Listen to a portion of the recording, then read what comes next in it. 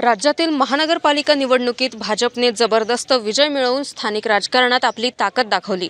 यावर गृहराज्यमंत्री पंकज भोयर यांनी प्रतिक्रिया दिली। ते म्हणाले की अमरावतीमध्ये भाजपने अव्वल दर्जाचा पक्ष म्हणून आपली छाप सोडली असून पालकमंत्री चंद्रशेखर बावनकुळे यांच्या नेतृत्वाखाली लढलेल्या निवडणुकीत महत्त्वाचे यश मिळाले आहे। रवी राणांसह युतीतून सत्ता स्थापनेसाठी वरिष्ठ नेते देवेंद्र फडणवीस, बावनकुळे व रवींद्र चव्हाण घटक पक्षांसोबत चर्चा करून निर्णय घेणार आहेत। स्थानिक कार्यकर्त्यांच्या मेहनतीवर आधारित हा विजय अमरावतीत भाजपसाठी मोठा टप्पा ठरला आहे।